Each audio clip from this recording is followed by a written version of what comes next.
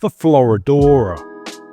This drink is apparently named after a musical, which is something you would not catch me dead attending.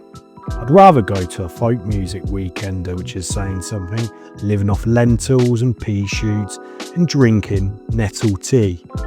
As it's the height of summer, it's time we make a simple long drink, and this one is from the Buck category of drinks, which are quite a rarity these days on menus. You don't see them around very often, but these are really good drinks to drink on the patio late at night.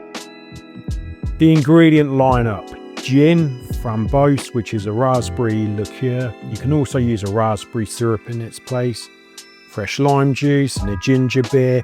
I've gone a little bit old school and gone for the old Jamaica brand here. Let's kick this one off by adding 2 ounces, that's 60 ml of gin, to our shaker.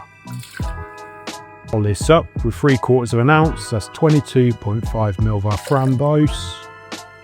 Lastly, 3/4 of an ounce, that's 22.5 ml of fresh lime juice.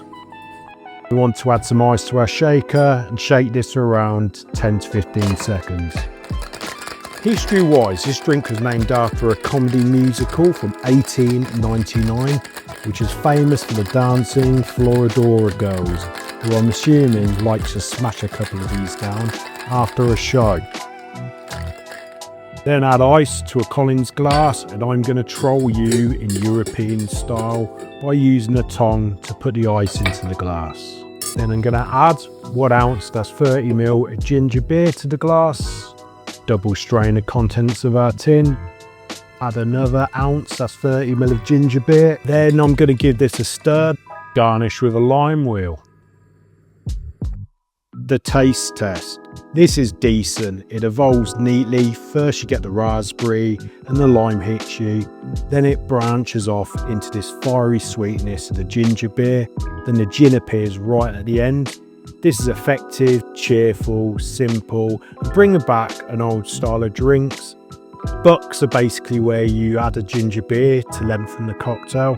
This is a dependable drink which you can easily churn out and perfect for long hot evenings outside. This gets a solid 7.8 out of 10 from me.